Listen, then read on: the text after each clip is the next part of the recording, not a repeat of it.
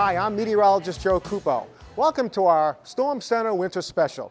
I'm standing here with over 100 years of weather forecasting experience, and tonight we're going to take a look at the Maine winter. We have a number of stories for you tonight, from the coastline to the mountains. We all get affected by winter weather, and we're going to start this evening on the water with the United States Coast Guard. Every kid wishes to be an astronaut. Today, I get to dress like one. Only this isn't a launch pad at Cape Canaveral, but Coast Guard Station South Portland, located on the Fore River. We hit the water, heading out on Casco Bay for a training mission, and on today's menu, towing and man overboards, and the 25-foot response boat leads the way. The boat slows and the commands start. Put over line one! You get one throw and one throw only. And look out, Tom Brady, these guys can toss the deep ball. Nice throw! First Class Petty Officer Michael Perry is a 17-year vet, and his most memorable moment came during one of Maine's most destructive winter storms. I think it was 99. It was towards the end of my tour on the Wrangell, and we were offshore. So we pulled up anchor. I remember being out on deck and pulling up anchor, and you couldn't stand up straight. The wind was blowing so hard, you really had to be down low, leaning forward pretty far.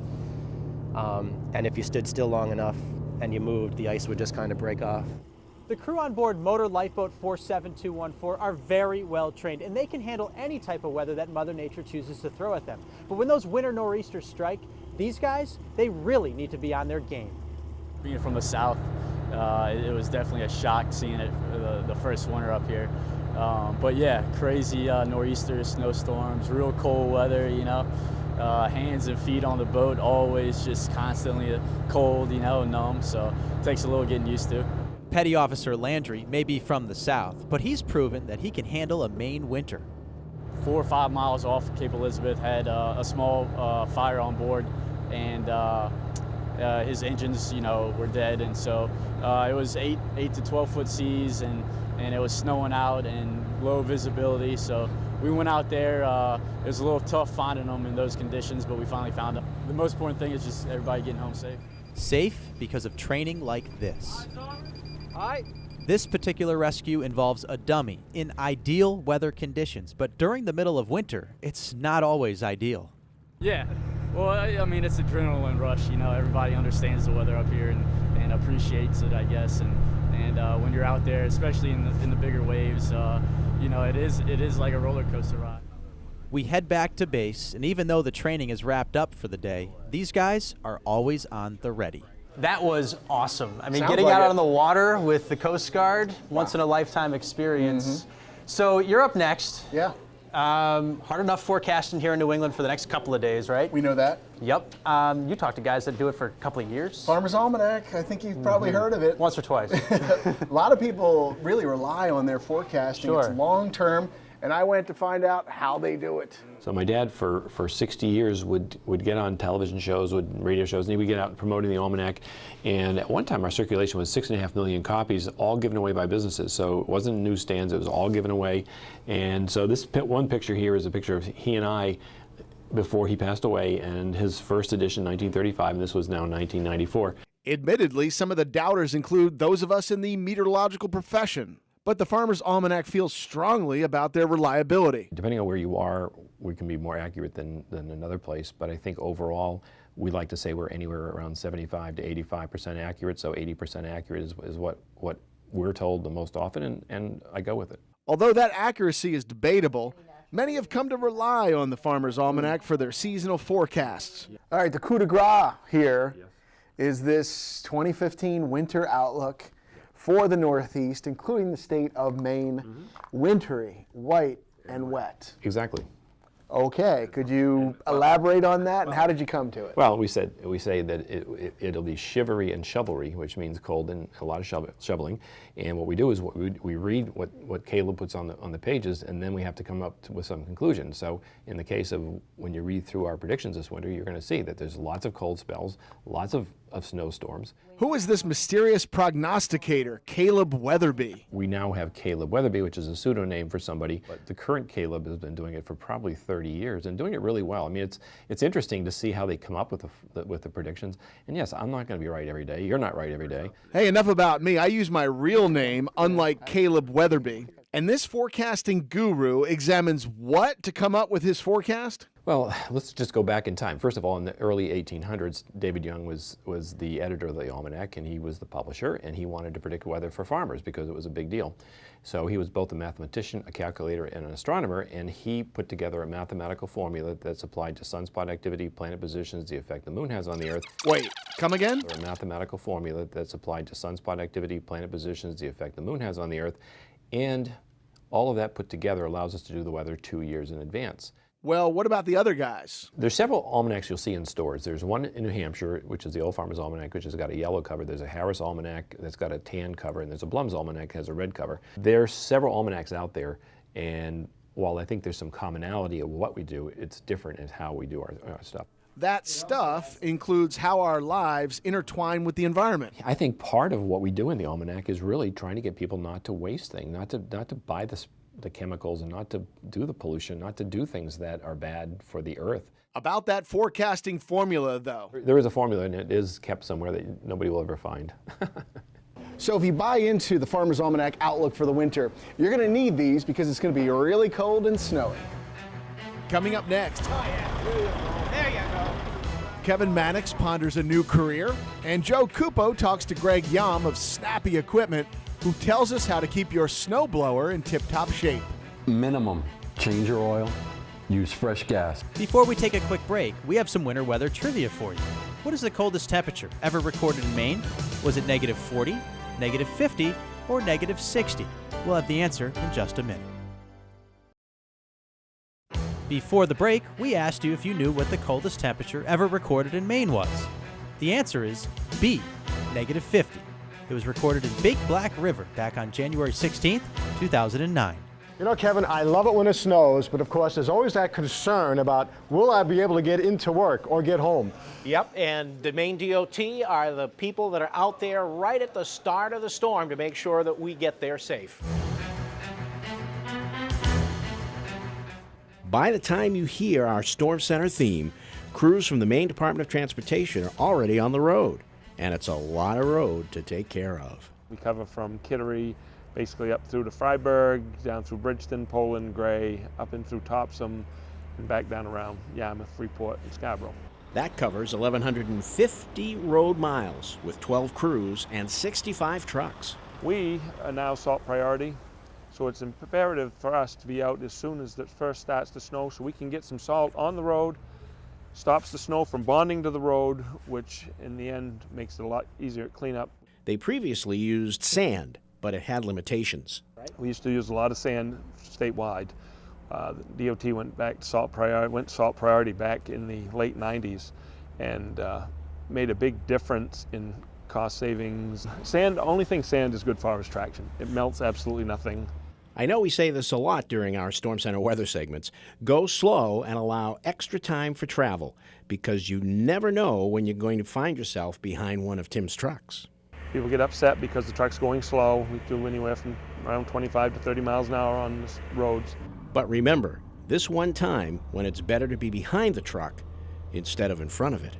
If cars go off the road in front of us, it shuts the interstate down sometimes, which really slows our operation down because our trucks can't get through.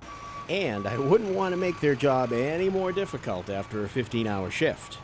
But when the storms drag out for 2 to 3 days sometimes, and we have to have trucks on the road, we just keep that cycle going, in and out with people all the time. Oh yeah, there you go. So look out, folks. I'm going to climb in. The start of a new career. We all know that no two winters are exactly alike, and that is especially true when it comes to snowfall. Here is a graph of snowfall totals in Portland over the last 15 years. Look at the variability. The red line is the 30-year average of what we call the normal. You can see how some winters feature totals way above normal, while others were way below. This is because most New England snowstorms develop with a very distinct upper air wind pattern. Some years that pattern sets up more often than others. I find it interesting that 5 of the last 7 years have featured snowfall totals well above normal. Could this be a trend? If so, you'll definitely want to have your snowblower in good working order. Here's Greg Yam of Snappy Equipment with more on that. Your oil's a must, even if you don't hire somebody to do it or send it out, at least change your oil every year, which is this tube coming out of the bottom of your engine right here. okay, with this cap on it. Hopefully the cap comes off nice and easy like that. Oh, how nice. I love it when a plan comes together. And then we'll start draining your Well, it's just going oil. to come shooting right out, huh? Whoa, look at that. And one big safety thing when I'm working on these things, I always pull the spark plug wire off. Now, is this something that needs to be replaced every year? You should. There's 2 belts in here, which I'll show you. This belt needs to be loose when the handle's not depressed, or else this is going to be turning the whole time, which you don't want. This is the auger for the machine, Joe. If you see these pins here, these nuts and bolts, those are your shear pins, and they're meant to be there if you were to hit something. That pin that goes in there, is that something you should have, you can keep on hand? You should, and we keep them on stock on my truck.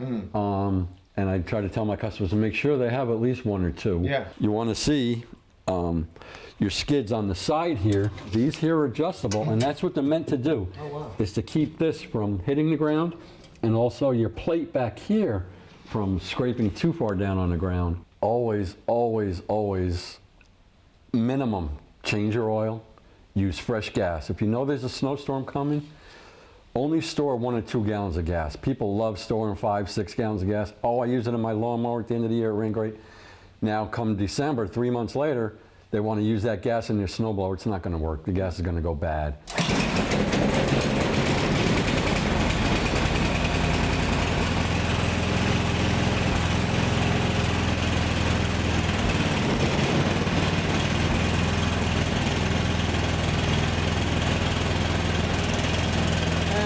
We got it running and down and good. And as it's running, we take our choke down as it's warming up.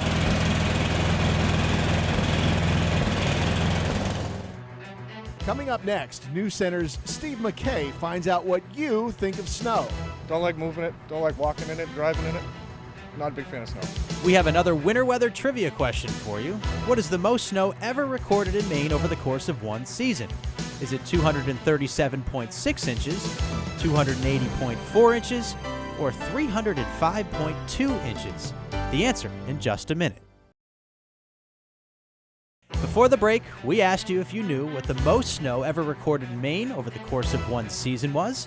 The answer is A, 237.6 inches in Long Falls Dam during the 1968-1969 winter season. Hey Steve, you ever notice people sometimes get awfully cranky when we mention snow in the forecast? Snow elicits some pretty strong opinions, no doubt about it. You know, I did a man on the street interview recently and got people's opinions as to whether they love snow or whether they don't like the snow. Here's what they had to say. You're a small, right? Try extra large. Oh. Fair to say that there are a number of topics that generate strong opinions. Politics, for example. You're a Democrat, you're independent, you're a Republican, lots of conversation about that. Sports can generate strong opinions. You're a Red Sox fan, you're a Yankees fan. Another topic that can generate some strong opinions, this stuff, snow. So tell me, what do you think of this stuff? Not a big fan. Don't like moving it, don't like walking in it, driving in it. Not a big fan of snow. And I love snow because I love to ski and I love to look at the beautiful landscapes of Maine. I love it. I like playing outside with my kids and making snowmans, and it's cold. Would much rather be in Florida. I prefer sand. You ask people about snow, you will get some strong opinions. Got to tell you though, from personal experience, when I forecast weather that includes snow, the general reaction from the public is pretty negative. There are, of course, some exceptions. I probably am the most excited person. I'm worse than my grandkids, actually. I get very excited about it because it just means so much to our business. Yeah. It's not just for ski areas. I mean, you look at your snowmobile shops and geez, you know, up north, the trail systems that when we get snow, they're great, so people come. Sure. And people that come, I'm talking from away, they spend money. Oh, it's great. I mean, when the snow, that means there's going to be business. That means we're going to have an opportunity to do some service work, to sell some stuff. Everything is going. Let's look at some numbers. When we compare a snow season with a lot of snow with a low snow season, we can compare some numbers. For example, the snow season of 2011-2012 produced only 40 inches of snow. Compare that to last snow season when we had 80 inches of snow pile up. The bigger snow total season brought about a 4.5% increase in restaurant taxable retail sales, while lodging experienced an increase of over 3%. Now, when the stats from the snowiest months of last year are examined, January saw almost a 17% jump in lodging sales, while February brought about a 14.5% increase. And according to the Maine Snowmobilists Association, there are 26,000 members of their organization with 289 clubs. When there's less snow to ride on, it kind of makes sense that more people stay home and keep their money in their pockets compared to big snow seasons. Snow is a polarizing topic. Either you love it or not so much. But just as we were wrapping up this segment, I got this email from Paula, a viewer in Lee, who says, "Can you guys please quit complaining about the snow in the forecast? Just deal with it without complaining about it on TV." Well said, Paula. Well said. And by the way, latest computer models show us there may be another snow event on the way. But that's not all bad, right? Coming up next, A.J. Burnett tries to explain Maine's average winter. It's detective work. It's going back, look at the past, and predict the future. We have another winter weather trivia question for you. What is the greatest snowfall in Maine during a 24-hour period? Is it A, 40 inches, B, 48 inches, or C, 52 inches? The answer in just a moment. Before the break, we asked if you knew what's the greatest snowfall in Maine during a 24-hour period. The answer is 40 inches. It fell in Orono on December 30th, 1962. Were you about ready to give last winter the boot? Yeah, it was a tough one, even by Mainers standards. We had the cold lasting through March, April, and even into May, and we're off to a quick start this year with snow before Thanksgiving. But how does this winter compare to last winter? Many experts seem to think that this winter has a lot of similarities to last year. True to New England weather, Maine's average winter is simply the middle of lots of extremes. From the relatively mild and snowless, like the winter of 2009-2010, to the more classic winters, like 2010-2011. Remember the mild air from early 2012 and the heavy snow and cold just a year later? It's hard enough putting a 5-day forecast together for the whole state. Imagine trying to predict what kind of winter we may have months in advance. It's being done with great success by a handful of meteorologists, looking at patterns thousands of miles away, in some cases on the other side of the globe. There is a connection between Siberian snow cover in the fall and how much snow the eastern cities get. The more snow over there, the colder it can be over here. When you have a lot of snow, it really super cools the air over Siberia, and then that Siberia becomes the source of all the cold air in the whole northern hemisphere. So, and then when it starts in October, and then it grows and grows over time, and then the winter, and that cold air really spreads out. There's much more cold air to deliver, to Europe, to U.S. October is the key month in his predictions. The only year that's higher is 1976, one of the coldest winters, that we have on record of the past century, in the eastern U.S. And everybody thinks of 1976, it's like, the benchmark. That's the gold standard if you talk about a really cold winter. It'd be a lot like last winter. And Cohen isn't alone in his chilly predictions. I wouldn't be surprised if it snowed into Louisiana. Atlanta's going to have another hard winter before those storms turn up the coast. There are many other signs globally pointing to a cold winter here in New England. We look at a lot of factors, not only El Nino, La Nina, but the ocean multi-decadal cycles in the Pacific and the Atlantic. We look for unusual warmer cold pools than in the North Pacific or North Atlantic. We look at the sun. There's a lot of components of the sun that play a key role in the winter. How amplified the weather patterns are, whether we have blocking in high latitudes. This year's patterns seem to resemble past years that turned out very cold and sometimes quite snowy. 1993-94, a similar year, remembered for its cold in January and snows. 68-69, certainly, a memorable year.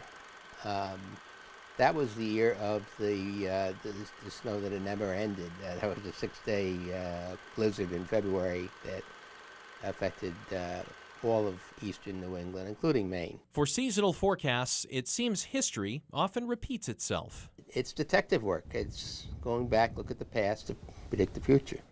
So there you have it. Looks like all signs kind of pointing to another very cold winter here in the state of Maine. The question now becomes, where does the storm track set up? Both DeLeo and Cohen seem to think that after a couple early season snowstorms, that storm track may sink further south and affect areas like Washington, D.C., Philly, and New York City.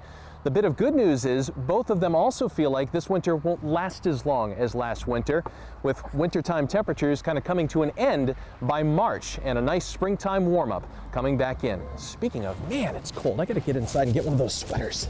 Wow, this is a lot of sweaters. Who's paying for this? I got this. Thank you. So after a very cold and snowy November, the winter has gotten out of the gate fast, and most indications are that it will take a while to slow down. Snowfall over the next few months for much of the eastern third of the U.S. should end up above average, including us here in New England. And while our upcoming winter should feature plenty of cold and snow, unlike last winter, this one likely won't last deep into the spring, so expect a classic Maine mud season. Thanks for joining us for this Storm Center Winter Special. We're looking forward to spending this winter in Maine with you. You ready? Yep. All right, 3, 2. Hi, how are you? Those aren't pillows.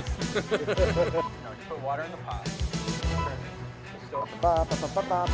But how will this winter translate now? Our Storm Center Winter Special. Do it again. Hi, I'm the center's. Ooh. Got my musk on today. It's what is it? A putty in your hand. Black Panther. Yes. Loosen up. Hang on, loosen up.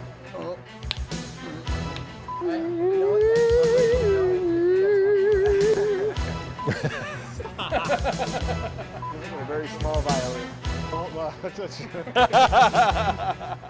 right, let's go. Do it again. All right, that storm track may in fact set up a little further south come this winter. A little bit of more good news. I didn't like that.